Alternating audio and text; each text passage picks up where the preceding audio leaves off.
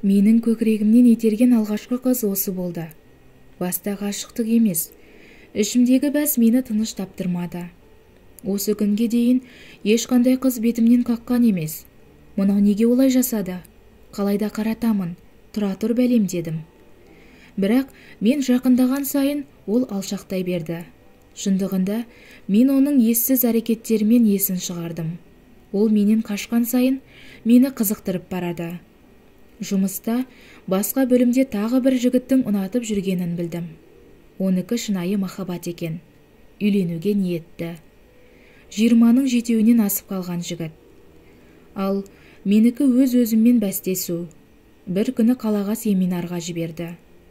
Өз көлігімді сол уақытта соғып алып, жөндеуде жатқасын досыма айттым. Басшылық Жазира екеуміз баратын болып шешіпті. Бәрі бітіп қайтар жолда қаладан шықпай көлігіміз бұзылды. Машинаның артқы бөлігінде отырған Жазирада үн жоқ. Кеш қарайып қалған. Таңнан бері нәр татпадық. Әлгі темірлерін сықырлатып, бір ашып, бір жауып жүргеніне де 2 сағаттай өтті. Шыдамдылық танытып, ләм деместен отыр. Жайлап келіп есікті аштым да, "Қарның ашқан жоқ па?" дедім. "Ашты", дейді күлімсіреп. "Қанша қызды білемін, күлкілері жер жаратын. Ал бұл қыздың бар күлгені тек әппақ 32 тісін көрсетіп жымиып қана қою." "Жүр", дедім қолымның майын сүртіп жатып. "Қайда?" "Мұнда асхана ма, дүкен ба бар шығар, көріп қайтайық" дедім. Артымнан ілесіп келеді. Үлкен жолды кесіп өтерде, менің шынтағымнан ұстап, "Зулаған көліктен қорқамын" деді. Мен де бұл сәтті пайдаланып, шынтағымнан шығарып, нәзік саусақтарын ұстадым. Өмірімде бірінші рет жүрегім дүрсілдеп кетті. Бұл не өзі? Қыздың қолынан ұстағанға сонша тулаған жүрегімді түсіне алмадым. Бұл не өзі? Деймін алқынып ішімнен. Осы күнге дейін қыздардың талайымен жүріп тұрып, мынау не өзі? Жүгіріп өтіп кеткен соң, қайта тартып алды да қалтасына салды. Жақын маңда асхана бар екен. Майысып шай құйып отыр. Тамақты жеуінің өзі құдды бір періште келіп жеп отқандай. Әппақ беті, қызыл ерні, найзадай кірпігі. Мен бір қарағанда қарапайым санаған қыз сұлуланып кеткен бе қалай өзі? Өз ойымен алысып отырғанда, "Тұрамыз ба? Әлгі досыңызға да бірдеңе ала барайық. Оның да қарны ашты", дейді күлімсіреп. "Аш емес ол, оны қайтесің?" дедім күліп. "Ол да таңнан бері жүр ғой нәр татпастан. Алайық." Неткен қамқор өзі. Жұмыста да бәріне қамқор болып жүреді. Жолдан өтерде тағы нәзік саусақтарынан ұстап жүгіре өттік. Ішім алай-дүлей болып көлікке де жеттік. "Тамақ жеп алыңыз, ашыққан боларсыз", деп қолындағысын досыма ұстатып көлікке отырды. "Неше қыз екен е?" дейді досым, май-май қолымен тамақты асап. "Оттамай бош е", деп мен де көліктің алдыңғы бөлігіне жайғастым. Артқа қарасам, сөмкесін басына қойып ұйықтап жатыр екен. Қара шашы әппақ бетін жартылай жауып тұр. Жайлап қолымды созып, шашын артқа қарай сырғыттым. Жүрегім дүрсілдеп барады. Бетінен саусағыммен сипап өттім. Шаршаған ба, пысылдап ұйықтап жатыр.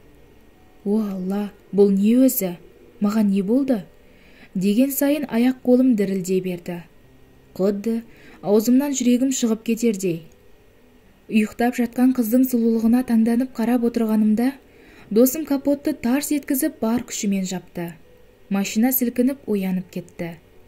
Темір терсегі сақырлап, өзі даңғырлап көлікке жайғасты. "Қап, сені ме?" деп ашуланып қалдым. "Жөнделді ме? Жақсы болыпты ғой", деп сөмкесін қолына алып бір бұрышқа жайғасып отырды. Жол бойы досым екеуміз әр қалжыңымызды бір тықпаштасақ та, бір дауыс шығарып күлмейді жарықтық. Сол күннен кейін әлгі досымда қолқалап, Жазираны сұрай бастады.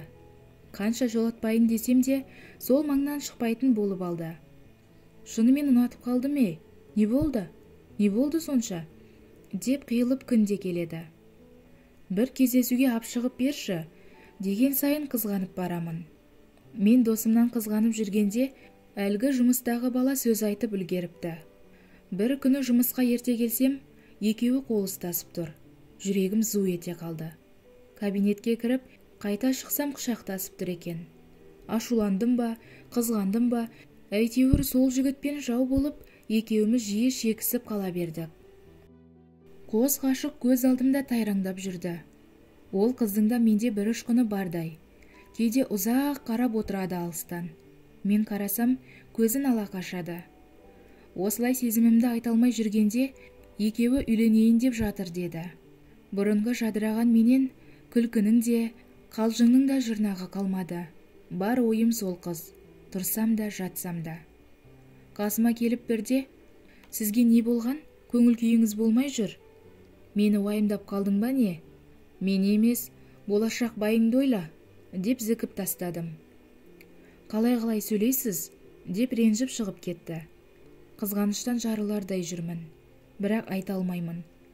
Осы күнге дейін қыздарға қалай сөз айттым білмеймін. Әлде кеш қалдым деген ойым ба, ол да белгісіз. Әйтеуір уақыт өткізіп жүре бердім. Ол да мені ұнататындай кейде мөлдіреп қарайды. Оны да, өзімді де түсіне алмай жүргенде, екі жақ тәтті шай ішіпті деп естідім. Жазираның да әкесі жоқ. Ертеректе қайтыс болып кеткен. Жалғыз ағасы мен анасы ғана бар. Әне міне деп бір аптада өтіп кетті.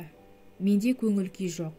Бір күні жұмыста тысқа шықсам, Жазираның болашақ күйеуі, әріптесім темекі шегіп тұр екен.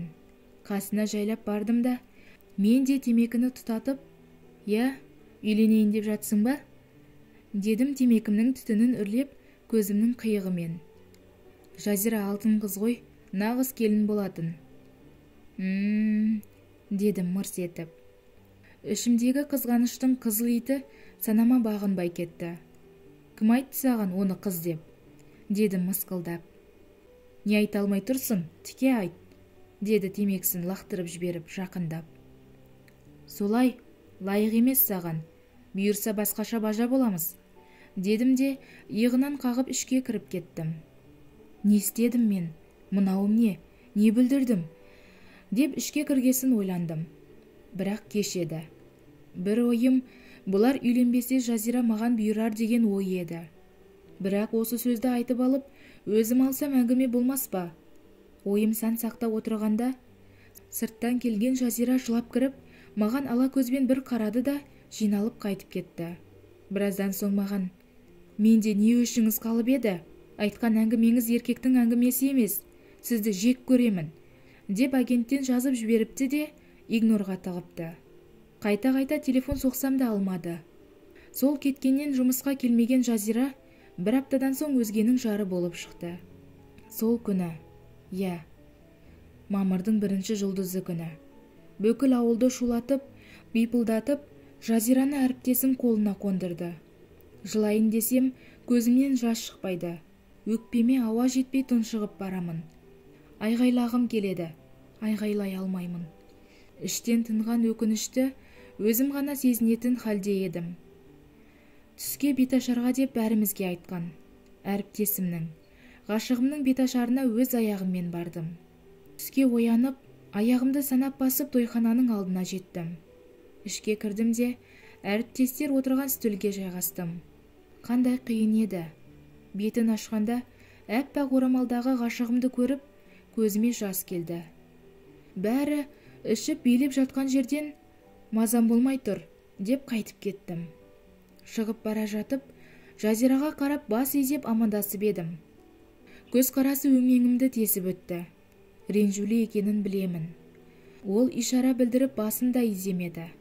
Араға бір ай салып жасаған тойына да бармадым. Оны ақ көйлекпен көру ең қиыны еді. Жазираның практикасы бітті ме? Негізі бір ай уақыты болатын. Күйеуі қызғанды ма, жұмысқа шықпады. Күнде әріптесімнің бал-бұл жайнаған түрін көрген сайын, ішім удай ашитын. Өз-өзіме жайлап келе бастағанымда, босанып қызды болды деп жұмыста жуды. Күнде жүрегімде ауырлық болып, дем жетпейтін ауруға ұшырадым. Ғашықтық дерті осы болар. Бір күні әріптесімді отбасымен көрдім. Қызын көтерген әріптесім, баяғы менің шынтағымнан ұстағандай, күйеуінің шынтағынан ұстап, Әппақ орамал таққан Жазираны көріп қатты ауырдым. Үйге келіп шын жыладым. Бұл жолы ішімдегі ауырлықтың бәрі көз жаспен шықты. Жай ғана көз жас емес. Жастықты ұрғылап, өзімді ұрғылап, бар ашуымды алдым. Қыз үшін жылаймын деп ешқашан ойлаған емеспін. Бірақ жыладым. Сол сәтте есіктен енген нағашым қорқып кетті. Не боп қалды? Бар жайды айтып бердім. Көз жасым тоқтар емес. Өмір мұнымен бітпейді. Я, жақсы қыздарды тез қағып кетеді. Болды, уақытты артқа қайтара алмайсың. Жігіт емессің бе? Есіңді жи, деді. 2 апта жұмысқа бармай күйзелісте жаттым. Уақыт емдейді деген рас екен. Уақыт өте ұмытып, қалыпты өміріме оралып, 28-ге келіп үйлендім. Анам таныстырған қызбен. Жазира менің өмірімде алғаш ғашық болған қызым болды. Келіншегімді жақсы көремін, сыйлаймын. Менің де бір қызым бар. Бірақ Жазира сияқты сүйе алмадым. Бір күні әңгіме арасында ғашықтық туралы сөз болғанда Жазираны айтқанмын. Басым бәлеге қалды. Қит етсе соны қозғап мазамды алады. Мені жақсы көрмейсің, Жазираны сүйесің әлі, деп көз жасы дайын тұрады. Оның өз отбасы бар екенін, қазір тіпті менімен амандаспайтынын айтсам да түсінбейді. Әкемді анам әлі айтпады. Сұрамадым. Уақыты келсе айта жатар. Жас жігіттерге айтарым, уақыт сендерді күтпейді. Әр қыздың басын шалғаннан, өз сүйгеніңе адал болып қосыла алғанға не жетсін? Бақытсыз емеспін, бақыттымын. Тек сол бір жылдардағы қиналысымды айтқым келді. Соңы.